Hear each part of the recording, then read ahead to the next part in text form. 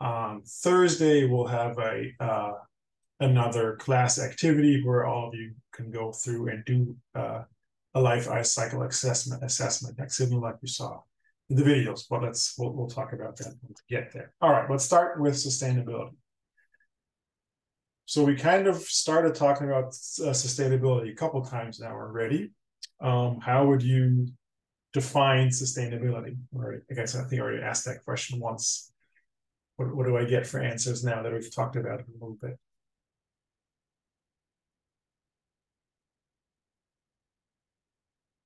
I would say it's creating designs that don't inhibit our ability to thrive in the current generation, but also sets up the future generations to thrive even more than we are right now. So Okay. creating designs that achieve that goal. All right. So basically, I like that the main words there is right that we're making sure that our development, our resource use, and all those kind of things that we're currently doing is not going to impact our future generations, like our the people who come after us. Now, of course, for some of these things, it's really quite pressing because not only are we going to impact the future generations, we might even impact us ourselves later in life, right? I mean, think about you know non-renewable resources like oil and something like that, right? That's going to run out not too far into the future. All right, we already focus on the screen. There we go. We already talked about the idea, right? If we want to be sustainable, or if we want to really change any system, we have to come up with a new system that is just inherently better than what we have before.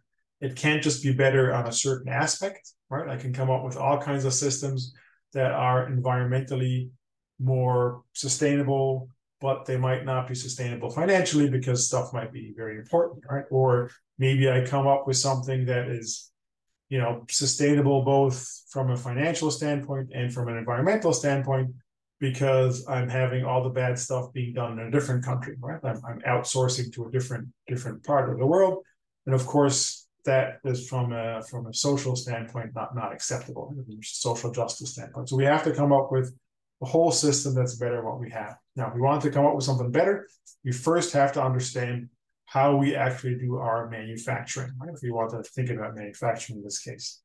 And what we are generally doing is a system that we call cradle to grave manufacturing, where we start out by extracting the minerals out of or other materials out of the environment, like through mining or something like that.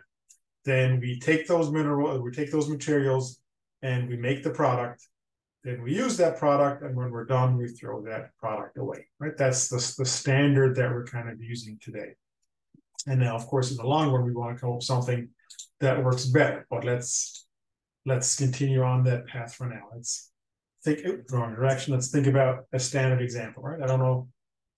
I'm not sure, like today, not everybody's in class, or none of you are in class, so maybe the big metal water bottles aren't everywhere. But when you guys are in class, at least half of you have some big water bottle sitting in front of them, right? So if we think about this water bottle, right, we'll have to go out and mine the ore out of the ground, right? It's probably a combination of aluminum and steel in these kind of cases. So the bauxite and iron ore that we would have to somehow get out of the ground.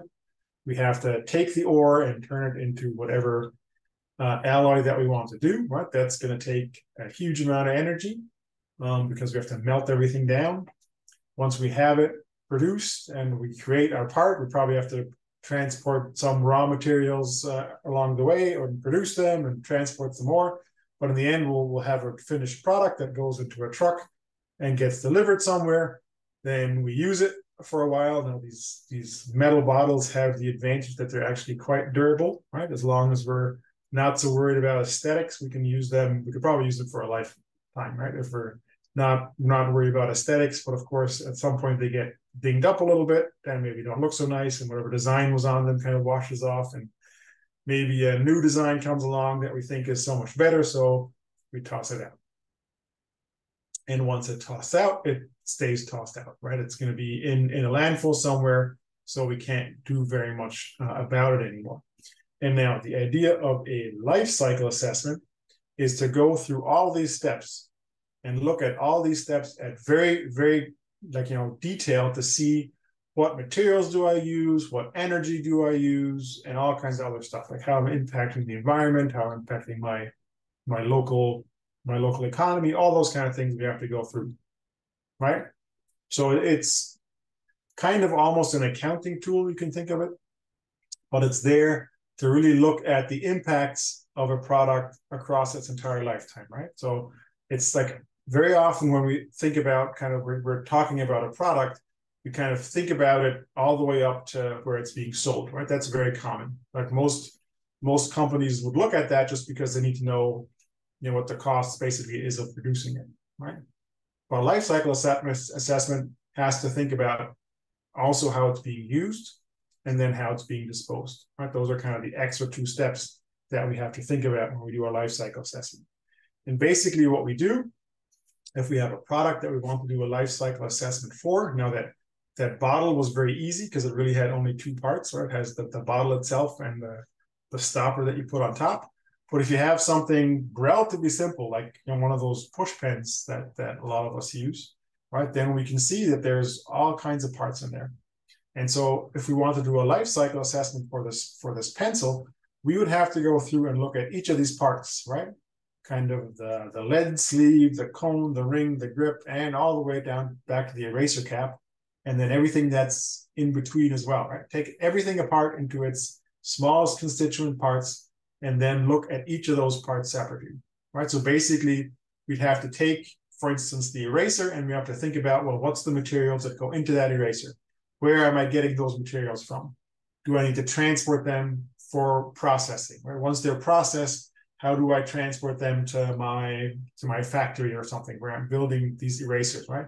Once I have these erasers produced, how do I get them to the place where I'm creating these pencils? Once I have my pencil created, how do I move this entire thing to the store, right? How do I think about this as I'm using it, right? Maybe I have to replace the eraser every now and then on my little pen, right? Those tend to be wear out quickly. Same with the lead, of course, that's inside, right? So how do I do this? Like, how much energy am I using to replace these kind of things? What's the cost for that? And then in the end, what happens at the very end when I throw this on the garbage, right? Is that something I can use afterwards, or is it basically something that has to go straight on the trash heap, right? So we do that for this entire thing. And of course, the tricky part is the use part, because there's going to be maybe different uses for a pencil, like some people use it differently than others. So there's a lot of stuff to look into.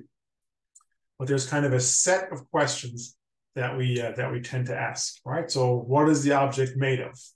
What are the various raw materials that go into it as I'm making it, right? We'd have to look at each one separately. Where's the oil coming from that is going into the plastic that I'm using for my grip, right? That doesn't mean that the company that's producing the pencil is also producing the plastic, but you still have to look at it, right? So you have to go to the vendor who's selling you the plastic to figure all those kind of things out. Then but all of those various raw materials, where are they coming from? How am I getting them? Are they being mined? Is it something that I grow, right? If I'm creating a food product, for instance, or now we're starting to make plastics out of corn residue, for instance, right? So how is that corn being raised?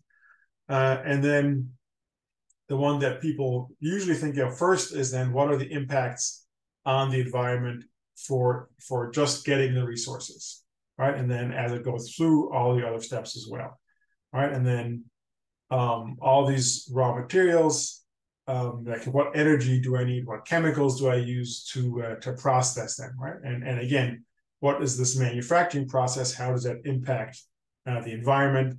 And then once it's being used, I basically ask all those questions again.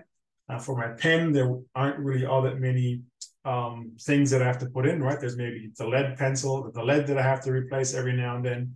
Maybe I have to replace the eraser every now and then, although I think a lot of people, by the time the eraser is worn out, they'll toss out the pen, because the pens are relatively cheap.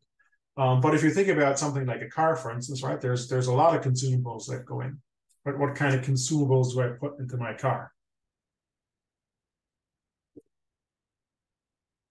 People other than Andres, what do we put into our car?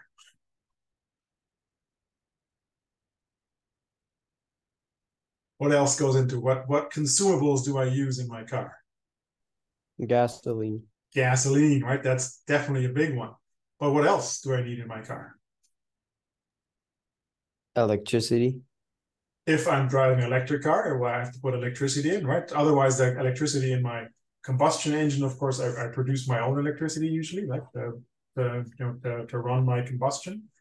But what else? Regardless if I have a gasoline car or an electric powered car or so any other powered car, what else is a consumable? Andy, yeah. Wait, so I can Yeah, yeah. actually No, say I it? was just because of the electricity, I was saying. Oh, okay, Otherwise, you can okay. answer. Yeah, yeah, yeah, yeah. No, no, I didn't want to cut you out. All right, we have PCBs, iron, rubber. But that's the raw materials. I'm asking what are, like, consumables, Oh, things that I like, so like gasoline we said we put yeah. in, Tires, tires, right? That's a very big one because tires brake are pads. something. Brake pads are also nasty, right? And those are things, the tires, right? And I think a lot of places are getting better with that. But over the last 30 years or something, you see a lot of basically illegal dumps where there's just massive amounts of tires lying in the environment, right? And they obviously they don't break apart very quickly, right? So that's definitely something that's difficult. Also, they're difficult to recycle because you have this mix of this artificial rubber, and then there's little steel mats in between to make the tire stronger, right? So it's really difficult to get to separate those. So oftentimes we just kind of shred them into small pieces and try to use those small pieces for something else.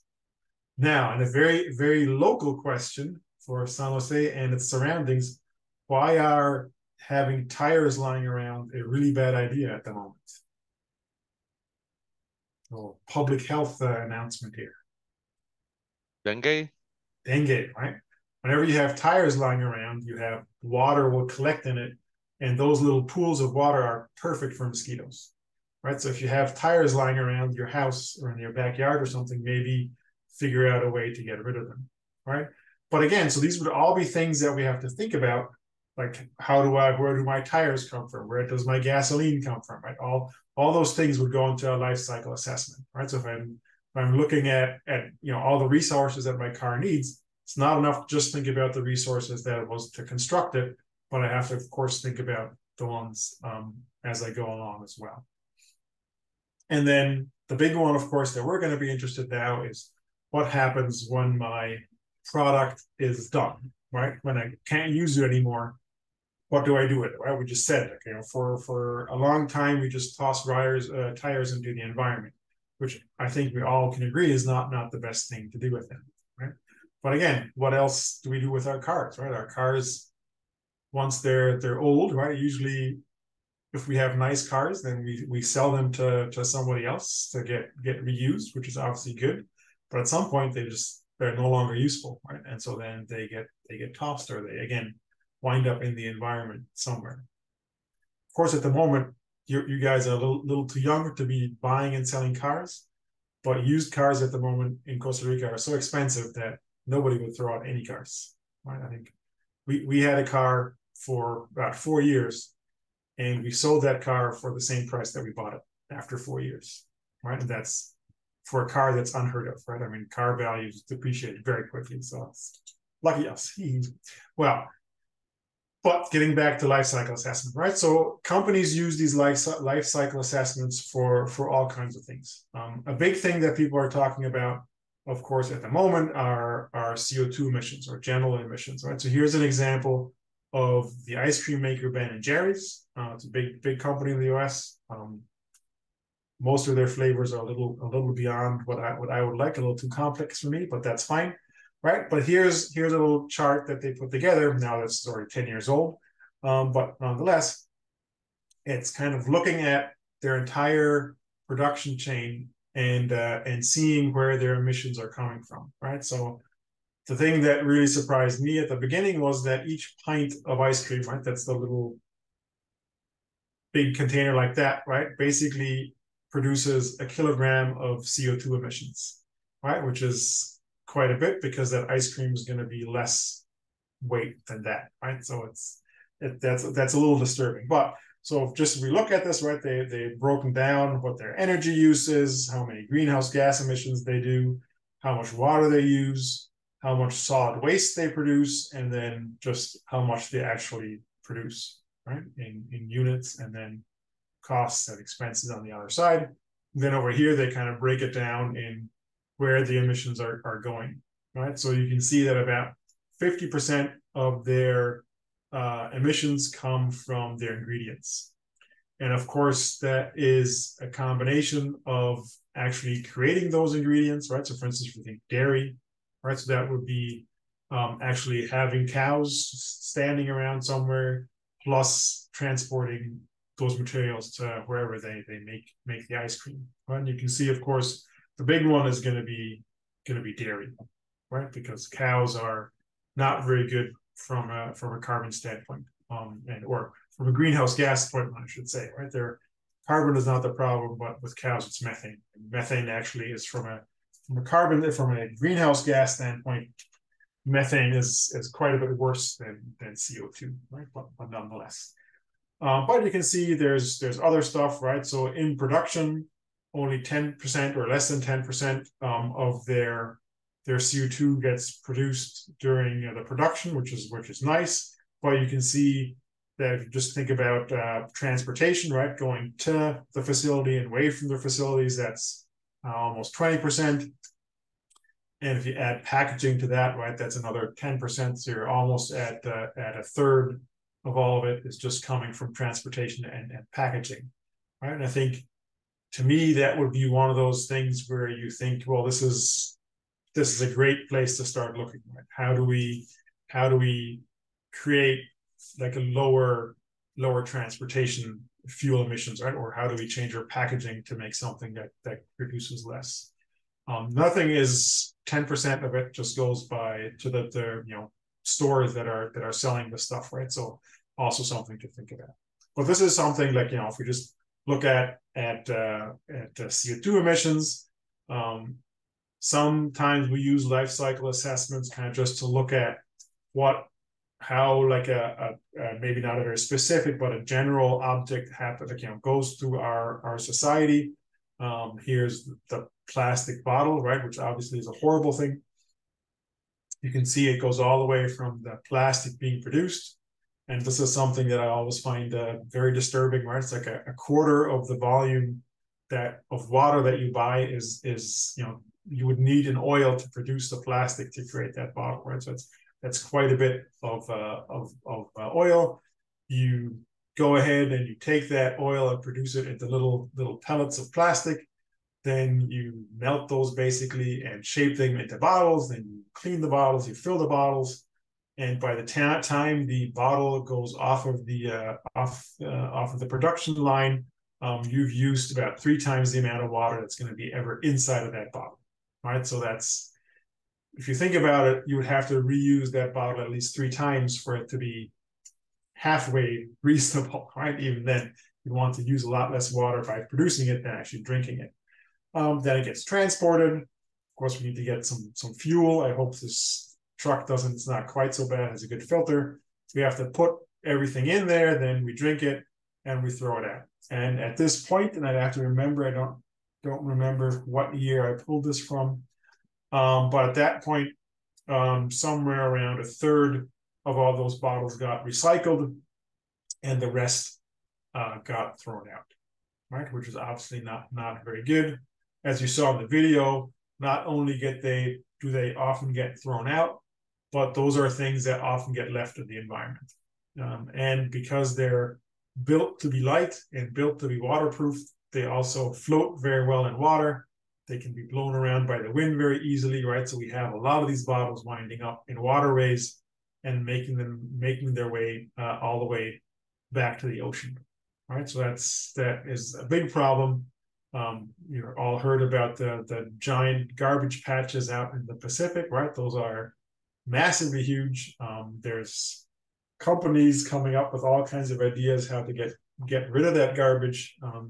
Working on it, but I think we're producing more than we're getting rid of. So that's one problem. The other big problem that we see with plastic being in the water is that as they move with the water, maybe they get dragged across the bottom and they break up. And so they break into what we call microplastics. So it's really small pieces of plastic. And those pieces of plastic make themselves into fish, and we eat the fish. And so we're ingesting all this extra plastic, and that's not good for us. Now, on the other hand, there's about 20%, 30% of plastic bottles that get recycled.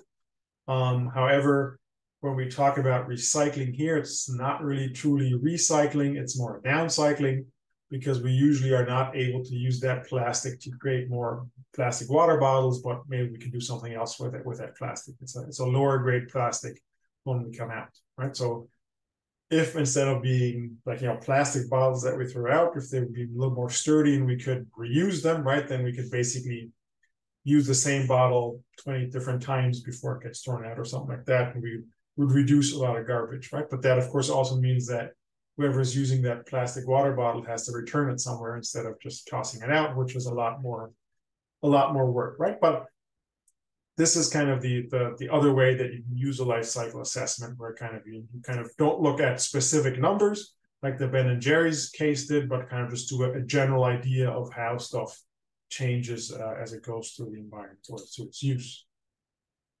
All right, so now we figured out that all the different parts, right, in our production chain, how do we get until all the way to the end, right?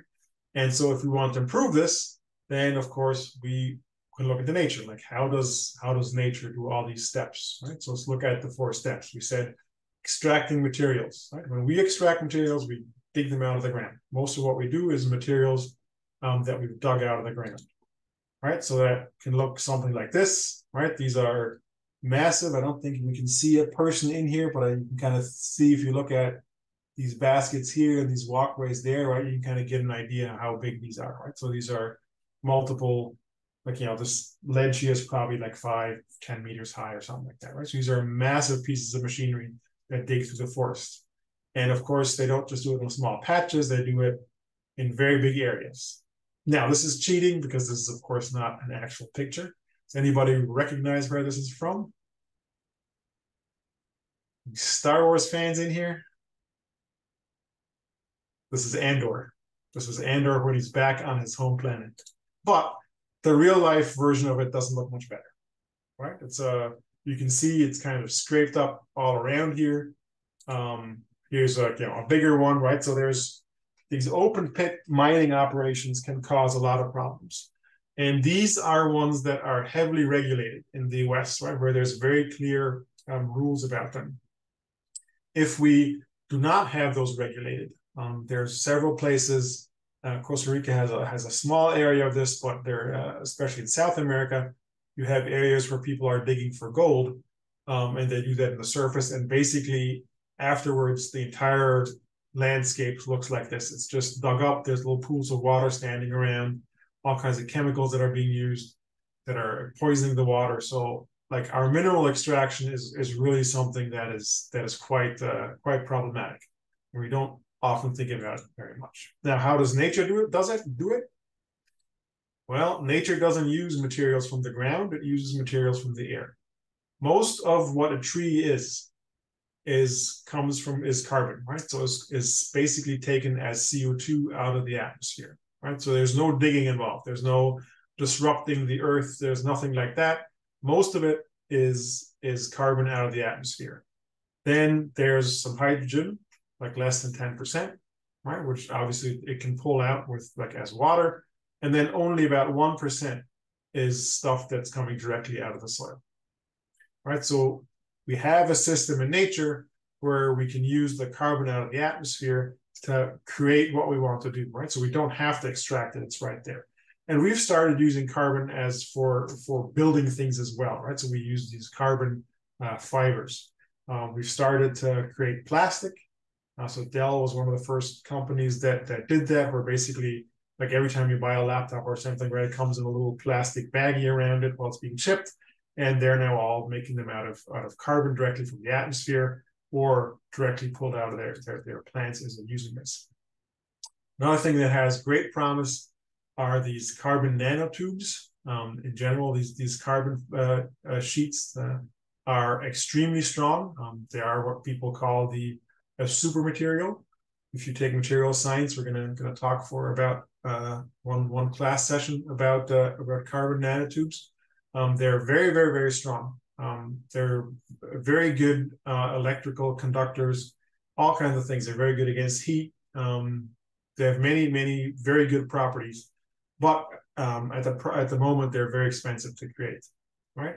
But these would be basically single layers of graphite, very, very strong ones. We are already using carbon fibers to produce, to build cars, because carbon fibers or carbon materials can be very strong, but are comparatively light. But compared to steel and to aluminum, they're lighter.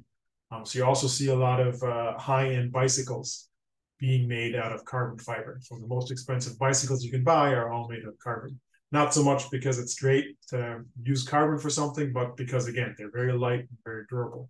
And we've started kind of creating a synthetic methanol that we can use to power our cars. If we want to have a liquid fuel, the idea would be that we basically were capturing the CO2 out of the air, and there's a chemical process that this goes through. Of course, needs a little bit of extra energy.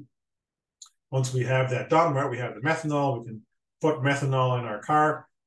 Methanol gets burned just like gasoline gets burned, and we emit CO2, but that's okay because we're taking that CO2 back and creating more methanol, right? So it'd be kind of almost a loop, right? Obviously, it's not super efficient, but still we'd be using CO2 for something.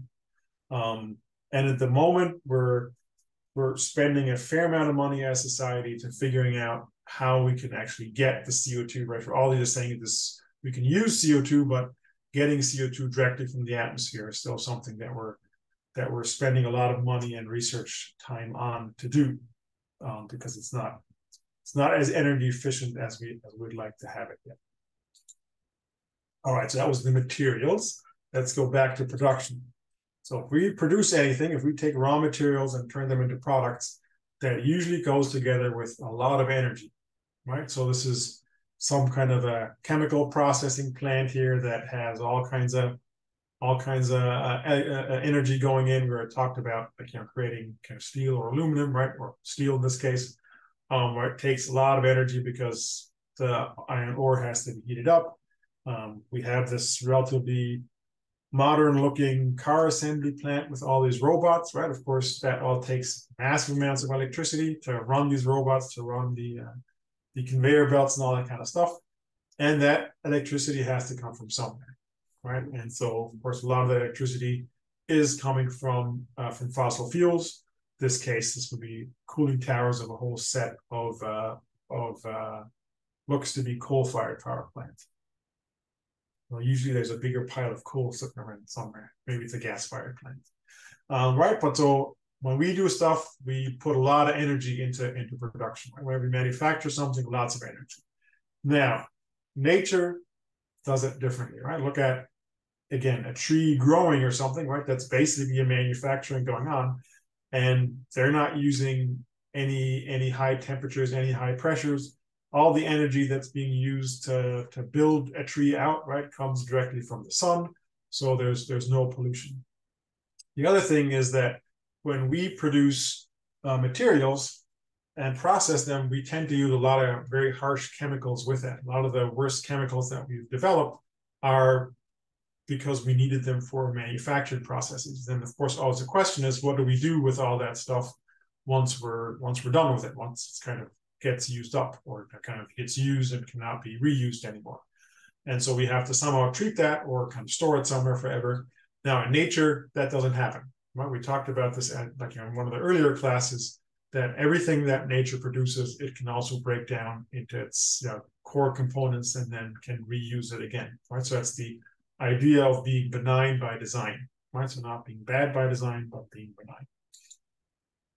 Now, of course, we can start emulating that kind of at least the production of energy, right, to do without pollution. We have all these big options. These are all directly from Costa Rica, right? We can have solar panels, we can have wind, We have lots of water, of course, and then another big thing that Costa Rica has and is not using enough, I think, is geothermal. Right? Basically drilling a deep hole in the ground, pumping water down. Once it's down in the hot rocks, it basically turns into steam. You bring it back up, you run a turbine, and then you inject the water again and then again and again. Right? So basically, you're getting electricity without having to burn anything. Right? So that's obviously something that's very last one. Those that hot rocks are not going to go away in anytime soon. Right? So that's something you can do for a very long time. Now, if we look at our power dam here, of course, this is the time that always looks the most exciting, but it's usually also the time where the least electricity is being produced because this dam is basically ready to overflow. Right? You have all these big overflow gates are open and water is pouring out. During the regular operation, right, water doesn't go over the top; it comes out the bottom because that's how you get the power. Right, the water has to drop a certain way, certain distance to create the power. All the water that's going over the top of the dam basically is useless from a hydropower standpoint, but it looks very impressive. All right, so that was manufacturing and materials. We'll skip the use step because that's so diverse that's difficult to look at. But let's look at disposal, right? And we can say, well, we all litter, right? If you ever walk through a forest, you can see all kinds of needles and leaves and all kinds of stuff on the ground, right? Dead branches, animal feces, whatever, right? You find all kinds of stuff on the ground.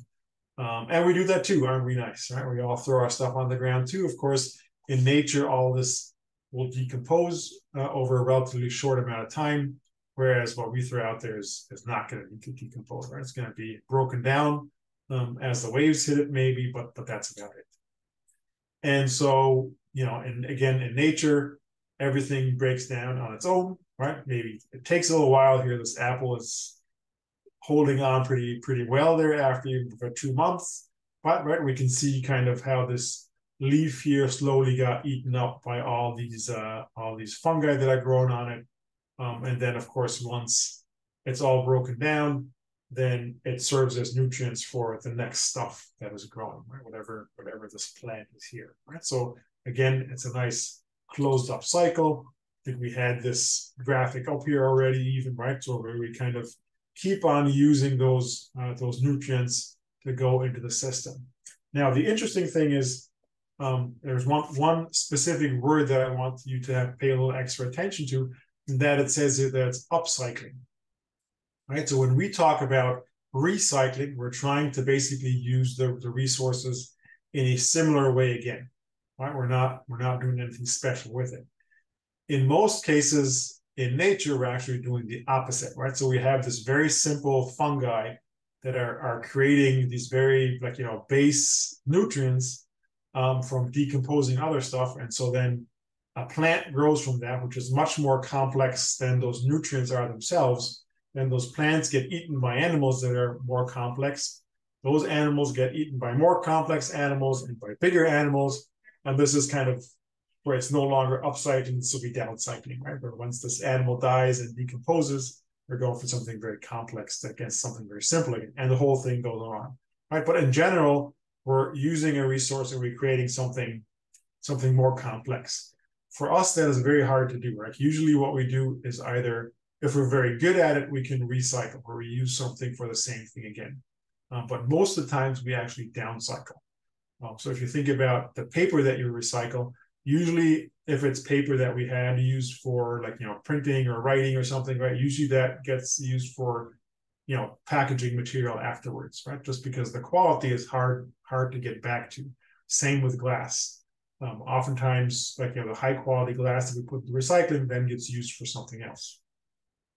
And one of the reasons why, especially glass is so difficult is that we have glass in all kinds of different colors.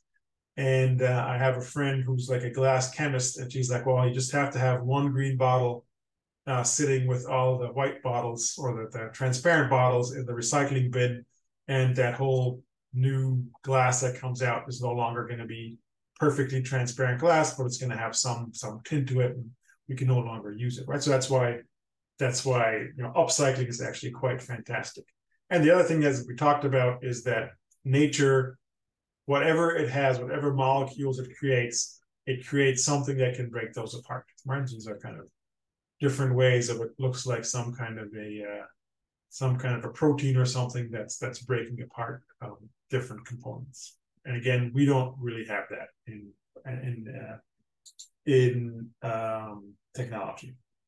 All right, so we've gone through a couple different things that we think nature does in an especially good way. And here's 5 things to strive for. So 5 to thrive. And this is a nice rhyme. The first one is, again, that we can create materials without mining, right? So we don't have to dig up huge areas. We can create power without pollution. We don't have to burn fossil fuels. We can do solar, we can do wind, we can do all kinds of other stuff. We have to think about being benign by design, right? So the materials that we're using have to be, we have to be able to break those down again. Otherwise, once they're out, once they're no longer being used, they'll have to go to landfill. In nature, everything is what we call ingeniously effective, not efficient, effective, I should say, right? So every design that's out there is built exactly to do what it should do, and it does it in a very effective way. And then we have this idea of infinitely upcycling, right? So we keep on upcycling stuff. So if we wanted to come up with new ideas how to create our products, we should think about these 5 things. How can we design something that takes all these things into account? And maybe we can think about a couple examples, right? So one big problem that we're facing when we think about waste is electronic waste, right? It's a bigger and bigger issue because obviously we're using more and more electronics. These electronics are generally not designed to be taken apart, quite the opposite. Often they're designed to be very difficult to take apart because if you can take something apart, you can repair it. If we make it very difficult for something to be taken apart, then you have to buy a new one, right? Of course, if you're the company that sells these things, you want people to buy new things instead of repairing them, which means we have these massive mountains of electronic waste that we have to deal with. Now, I think most waste collection agencies know that mixing those with regular trash is horrible because a lot of these electronic wastes are have like have an interesting balance. They include a lot of stuff that's very valuable, but they also include a lot of stuff that's very dangerous, right? So you don't want to have that lying around in your regular landfill because, like the batteries and all that kind of stuff contain very nasty components and other things as well, not just batteries. So we have to think about these. How can we design new electronics that are actually easy to get rid of or to recycle, right? And one thing that people are looking at are what are called dissolvable electronics. So basically, instead of putting your circuits all onto the silicon wafers, which we do now, right? That's just kind of this greenish, bluish background thing that you see on all the motherboards and stuff. We can create materials that dissolve in water, right? So once you're done with it, basically all the background melts away and you're left with the metal parts. And actually, once the background has melted away, you can really use this metal parts and melt them down and reuse them again, right? So that makes it really easy to recycle. Now, of course, the risk is that we don't want to use those electronics anywhere where they could get wet. But in general, if you pour water into your computer, that's usually not good for it regardless, right? Dissolving or not dissolving. Electronics don't like water very much, right? So this would be one way to do things. Another example here is packaging. We all love our packages. We want to get packages all the time. But of course, every time we get a package, we get all kinds of material around it that we don't use, right? So these packaging materials are basically designed to function as a box for maybe 3 or 4 days before they get thrown out. And I know there's not a whole lot of Amazon deliveries directly in Costa Rica, but if you get stuff from Amazon, sometimes you get boxes that are huge and there's only a very little piece in there because it didn't fit in the next bigger one that they have, or smaller one they have, and then it's also filled with a whole bunch of packaging material that's also useless to you, right? So what do we do to create packaging that's more that's better for the environment? And one thing that people are doing is they basically grow these packaging materials instead of manufacturing them. So basically what these are different fungi. You give them a nice substrate that they can grow on, and then they put their little feelers out into it, and basically those kind of little white things here kind of connect everything together, and so you get a material that holds together. Once you're done with it, you shred it and you throw it into onto the compost heap, and it's perfect, right? It just goes back to the new material that you can use. And that's of course in stark contrast with what we use now, right? We use either plastics to create these little air cushiony thingies, or we use some kind of styrofoam, and neither of those break down in the environment ever. I shouldn't say ever, but in a very long time. And so you can see that we actually use these. One of the great things is that we can basically create them into any shape that we want to, right? Here's kind of an example where I don't know what this packaging shape would be, right? But basically you put the material in there, and then you leave it sitting there for a couple of days, and it grows into its shape. And actually the cool thing is that one of your predecessors for their project looked into this kind of packaging, and they grew their own package. Didn't work out that well in the end, but they went to the process of kind of creating a substrate, and I think the fungi that they used weren't quite the right ones. But you can create all kinds of packaging material for all kinds of different things, right? Here for bottles, for electronics. Not sure. I think they're just producing the packaging right here, and then be easy to get rid of, right? So we just have to have another box to put stuff in. All right, so these were some examples, but let's think about our waste kind of from a holistic standpoint, from a sustainability standpoint, right? So if we think about this here, this is kind of going from left to right in time, right? So time goes on as we do this. Once we start out, right, so we had at the beginning when humans started using resources, we had all the resources in the world, right? And so we started creating products. And of course, once we're done with those products, those become waste. Now, at the beginning, that waste was all organic, so it didn't really matter. But maybe you think about this as the beginning of the industrial age, right? We're producing stuff that no longer falls apart in the environment. So as time goes on, we produce more and more. We're creating more and more people, so there's more and more demand for stuff to be used, right? Which means we're using more and more resources. So all of a sudden we notice that maybe there's not unlimited amount of resources, right? But we're still tossing stuff out. Of course, as time goes on, not only is the amount of resources getting smaller, but we're using more and more and more and more, right? Because we're getting more population, we're producing more stuff, right? So that basically means that sooner or later we will no longer have whatever resource we're talking about here. But instead of having that resource, we'll have a whole bunch of waste, right? Because of course this waste over time also piles up, right? The waste doesn't necessarily go away. Now, what's the solution to this that we've talked about?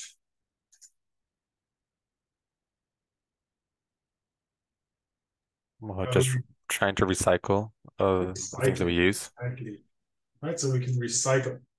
So if we think about this in terms of recycling, right, then basically what we do, we take some of our waste, like we're still taking stuff from the environment, like, we're still taking resources, we're producing things, but some of our waste now does not get left in the environment, but it gets cycled back into the resources, right? So basically we're regenerating our resources as we go along. And of course, if we're a little smarter about it, then we might want to find a shortcut here from our old to our new, instead of having to break them down to their lowest parts, right? So that means that of course now we're using our new resources at a slower rate, right? Because we're kind of replenishing them as we go along. We're adding new resources kind of as we go along. But of course that only works to some degree, right? At some point we're running out of resources regardless, and not everything is being recycled. Actually, not a whole lot is recycled at the moment. So I'm not sure. Actually, I'm not even sure. In the Costa Rica context, I'm not certain. But I know, for instance, in the US, a lot of the recycled material was sold to China for a long amount of time. And about 5 years ago, maybe 10 years by now, the Chinese decided that wasn't really worth their while to buy the recycling materials anymore. And then basically in the US, recycling basically collapsed because there was no more market for anything. So that's always a problem. All right. But if we want to take this one step farther, then we go to what we call cradle to cradle manufacturing. Right? We said before, our standard way of doing this kind of things is cradle to grave, right? But now instead of doing cradle to grave, we do cradle to cradle, right? So we basically use everything at the end to turn it back into a resource. And so we have two big cycles that we look at. We look at the biosphere and we look at the technosphere, right? So in the biosphere, everything that we take out of the environment, any kind of organic material that we use, right? We can put it into a product, we build our product, we use our product, and then once we're done with it, we throw it, we decompose it again into nature. Right? So we compost it. So that would be, for instance, that packaging material that I just talked about, right? That's growing out of mushrooms, basically. Right? So we can just recycle again, and then we can use that for maybe creating more packaging material or maybe doing something else, grow food, whatever we can think of, right? So we keep on doing that. And the same thing on the technosphere, right? So we take whatever technology parts that we have to use, we create our product, we use it, and then we completely disassemble it and collect every piece of it and recycle it, and then we start anew, right? So this is then what we call cradle to cradle. And so basically what that is, that means it doesn't matter how much stuff we produce, our resources basically become limitless, right? Because everything that we use gets reused. Of course, it's not true that's limitless, because at some point we'll have used up all the materials and they're all going to be in the cycle, but we have a lot more time to play with this than we would have if we're just using, right? So for any sustainable thing that we want to do now, we should think about the idea of doing this kind of cradle to cradle. And in some places, governments are starting to require that, right? So there's ideas of requiring companies to basically be in charge of collecting their waste, right? So you can think about, and we've already seen that with cars and with consumer electronics, where basically the entity that sells them has to make sure that they get pulled back, right? So basically, if you buy a phone, the manufacturer will have to make sure that phone gets taken back into their recycling system. That's one of the reasons why you get money when you return your old phone to the company, right? So those are all things that you can do. All right, some principles that we can follow. Sorry, was there a question? No, I was just gonna say that I am very grateful for the training program. I am too. Works very well, especially if you look after your phone well. All right, so here's some principles that we can follow, right? Of course, the big one is that waste is food, right? Everything that we use has to be reused, or has to be able to be reused again. We can only use renewable energies, right? If you're using an energy that's not renewable, then we have to have more inputs from somewhere else. And then another one that people like to add into here is that we want to have as much diversity as we can, because of course nature, everything, there's diversity everywhere. And the more diversity that we have in our system, the easier we'll be able to find solutions. The easier we can deal with shocks to the system as well. And so here are kind of two cycles again, right? Just drawn out a little bit more. You can think about our t-shirt again, right? The one that you saw in the video, basically. So at some point we're going to harvest. In that case, it was cotton, right? So we have to take that cotton and clean it and do all kinds of stuff with it. And then we produce a t-shirt. We use that t-shirt, right? Gets washed a whole bunch of times. That was the question about the resource intensity. And then once we're done with it, we can have it basically shred it down and put it in compost. And then we can use those nutrients to build trees again, right? Or to grow trees or other plants again, right? So that would be the idea. Of course, that means that we have to think about how we produce our parts along the way, right? Not every t-shirt that I can create right now, I can just shred up and have it decompose, right? So I have to think about how I design my t-shirt. And the same happens in the technical cycle, right? Is that We have what they're telling here are technical nutrients, right? It's basically kind of the smallest parts that I can think of. Maybe it's just raw materials or something. I do my production, I create my product, I use this product, and then comes what I just talked about, right? The idea of the take back. Basically, the company that sold you the product is in charge of taking it back. And then to disassemble it, and then once it's disassembled, I can use those either as direct parts again, or at the very least, I can recycle those parts. Right, so that's a good step forward. And so another kind of side idea of this is that we want to do two things at the same time. We want to increase the positive and decrease the negative, right? So when we're thinking about our products, right, we want to create products that are not only less bad than what we have, but they actually should be good in a way, right? So it's kind of until we get to the point where really the positives of those products outweigh what we have as negatives, right? So we're really kind of at the moment still very, very focused on making sure that it's just less negative what we have out there. But we really should be thinking about how can we create stuff that is just straight up better. Because again, if you think about changing the system, right, then just making something that's a little less bad is not going to make people change, right? You have to have something that is good, that they want to say, okay, this is better. I'm going to change because this product is better, not because recycling is a good idea or something like that. All right, let's look about a couple examples here before we finish. Now, the current way that we do stuff, that we produce things, is that we usually design it for the landfill, right? Obviously, it gets used hopefully in between, but in the end, it's going to go into the landfill.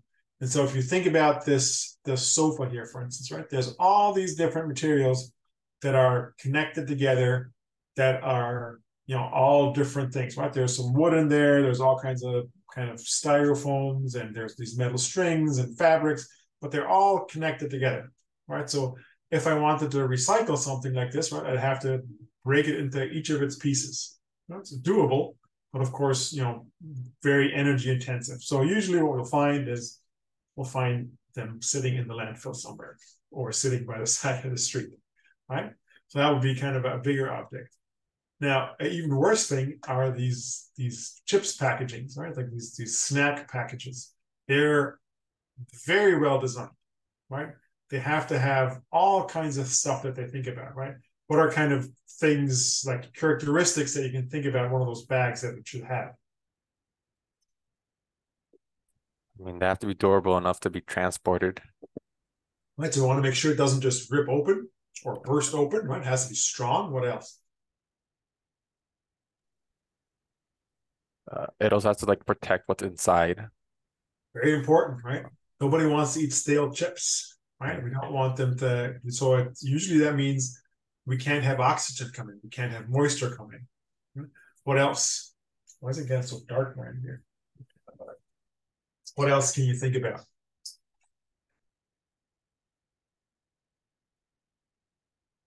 Other thoughts? What else will packages have to do? Has to look nice, right? Not going to buy something that looks ugly, right? It has to have nice colors and be shiny and all that kind of stuff, right? So all these things go into these plastic bags. And so that's what they're designed to do, right? And people spend whole careers on coming up with better ways of creating these little plastic bags. What that means is that not only, like, it's not a single material, but you have a whole bunch of layers, even if you don't see them, right? They're very, very thin. Of course, we want to make them as thin as possible, so we use less material and they're cheaper. But we have all these different polymers all glued together, right? And of course, that makes it impossible to recycle, right? There's no way of taking this bag and breaking it back into all these different polymers and the ink and getting that little bit of aluminum out of there. Like, it's impossible to do. So the best thing that we can do with these bags is burn them, right? We hope that we can get a little bit of energy out of them as we're going along, right? That's the best we can do. So that's the idea of designing it for the landfill, right? So if we want to design them for recycling, then we'd have to think about different ways, right? Different things we can do. Now, for those plastic bags is really tricky. But for some other things, it's not that difficult, right? So we can take furniture like this chair, right? And so this chair was designed to be disassembled, right? Obviously, it's not just going to fall apart on its own. But if I wanted, if I put like half an hour of time into it, I could disassemble it into all these parts that we see here, right? And of course, if I've done that, then I can go about and recycle them, right? So we'll have the big metal parts here. I'm assuming the stand is probably metal as well. So those can go to metal. There's probably some more smaller metal pieces that I can reuse. If this were something like, a big company that has 1,000 of these chairs all floating around, right? Then of course, if one of those chairs breaks down, well, I'll just assemble it completely, and the one piece that broke down, right? Maybe one of these armrests or cushions here is broken, right? I can toss that out, but I can hold on to the rest of them. And so if the other cushion breaks on one of these, right, I can just replace it. I don't have to replace the entire chair. I can just replace one little part, right? So I can go through these, and I can do replacement and I can do recycling. It obviously means I have to use less or build less of these chairs.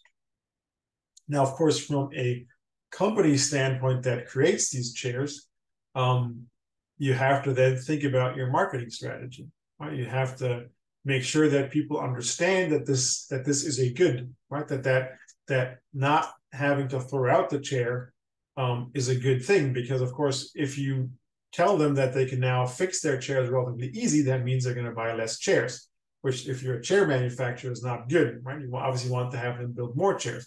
But maybe if you can convince them that all this is actually good, is you can balance selling fewer chairs by selling them for a better price.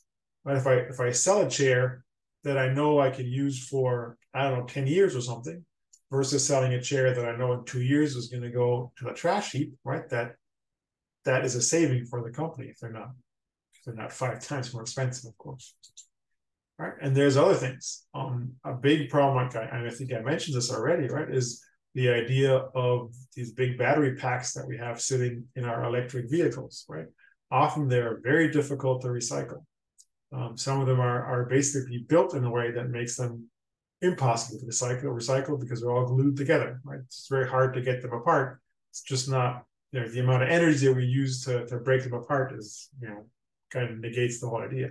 But I can build them in a way where they're easier to recycle, right? And so those are things where companies have to think about, how can I build my batteries to have them be as benign as possible, right? How can I put materials in there that are possible to recycle and are not as dangerous? And how can I construct them in the way that I can also recycle them? And I think, especially for the EV industry, creating like better batteries, I think is going to be very important, because people who are against electric cars will bring that up as the first thing, right? The first thing that people talk about, or the second thing, the first thing they say is like, well, I want to be able to drive farther, okay? But the second thing they say, well, but they're not so great because look at all the bad things that are in the battery, right? So if we come up with better ways of doing it, then maybe that goes away. Another one here, where we have these nice pictures here, and I've still not figured out where this is from. Must be somewhere Eastern Europe or something, just from the writing on these canisters. But I can't really nail it down further than that. But right, so that's just the idea, right? That we need to break everything down in a way that it fits to its components, right? So what we want to do is we want to have everything in this phone here, right? This phone at least was able to be disassembled, right, into its main components. Of course, my electronic part is still difficult. Like both of these are still difficult because we have all these different things soldered together. But even if we leave those two out, right, we want to think about them as recyclable, then we should produce them in as few different materials as possible, right? And all of those should be recyclable and should be relatively easy to recycle, right? There's different types of plastics. Some plastics are really easy to recycle, whereas others are impossible to recycle. Right, so that's something that we have to think about as we're designing this, right? And as a designer of some kind of material, some kind of a product, right? It's on us to decide what materials are going to be used, right? So we have to make sure that we design them in a way that we can use the materials that we think are going to be recyclable. So that would be one thing. Another thing, our favorite little animal, right, the gecko, is great because it's can connect itself very strong to a surface. But again, the perfect thing is that it can easily disconnect from the surface as well, right? And so if we could come up with something that does that in a similar way, it make disassembling things very easy, right? So if we think about our screens, right, all the screens that you're looking at me right now, right? What this is, it's layers of basically plastic with little channels in between, and they're all glued together, right? And so maybe if we could come up with a system where they're all held together by some kind of an adhesive, but there's something that I can change in the environment to basically make that adhesive fall apart, right? So maybe I could heat it up to a certain temperature, right? And at a certain temperature, that adhesive falls apart. Now, difficult with temperature is that costs energy again, right? But maybe I can send a little bit of electricity through it and it falls apart, right? Or maybe a pressure or something, right? Where I can basically, the system falls apart, a little bit like those dissolvable electronics, right? Where just I have something where I make a little change and all of a sudden all my components basically fall apart, right? If I could do that, that'd be great, right? You know, similar in cars, right? There's a lot of components in my car that I could recycle, right? I could take all the metal of my chassis and all that kind of stuff and recycle it, but they're all combined with other stuff, so it makes it difficult. And we already talked about a chips bag, right? If I could have a chips bag that does all the stuff that I wanted to do, but there's some little adhesive trick that I have that just lets everything fall apart, that'd be great, right? Because I mean, not for the chips bag, not so much, but of course for the screen and the car, I could disassemble all of those, right? There's ways of breaking those apart, but it's going to take a lot of time and cost me a lot of money, right? But if I have just something where I put high voltage on this car and all of a sudden there's a pile of its components, right? Then it's easy to do, right? And then I can sort them out. Now, of course, I have to be careful that it doesn't happen during the use of the car, right? We don't want to have a car driving along all of a sudden it's in pieces. Another way that we can think about this whole closed loop idea, the cradle to cradle, is with energy, right? I think somebody here talked about this, even one of their journal articles maybe, about the idea that they have a farm where basically animals, like, you know, you take this cow's the cow manure and you put that into a biodigester and that creates methane, and then you can use that methane to do all kinds of stuff. You know, you can use it to heat the barn, to use, like, you know, to produce electricity to run the milking operation, all that kind of stuff. And then the cow poops out its stuff again, and it keeps on going. Obviously, there's the second loop in here that will be adding food to the cow at some point. But from an energy standpoint, at least this would be what it is. Right? So would be a very cool thing. And then the last thing that I have is I will not lie, one of my favorite products, and that is a good beer, right? So let's say we have a brewery, right? Maybe it's bigger than my little countertop brewery, but like an actual brewery that has stuff come in, right? So there's all kinds of stuff that go into my brewery. There's going to be packaging, right? This could be the cardboard. That's of course the bottles, the cans, whatever you use to bottle your beer with. There's all kinds of cleaners. Most important thing in brewing beer is to keeping everything nice and sterile so don't get anything else in it. I'll have to put my regular ingredients, so yeast, grains, hops, and water. And then, of course, energy, right? Because there's a lot of boiling going on in brewing, so we'd have to boiling and cooling, I guess the two, right? So we need a lot of energy for that. What do we create? Well, usually beer, maybe some soda, some other stuff, right? What do we have as byproducts? Well, we have the spent grains, right? So we put grains into it. We kind of leach out the interesting stuff, and then we have the leftover grains. We have hops that we kind of used, which is a little flour. We don't know what hops are. We have extra yeast. We have heat left over. We have CO2. From the one end, we were producing CO2 because we're usually burning something to heat stuff up, but also just the brewing itself releases CO2. And then we have wastewater, right? So in the traditional way, we basically buy these in.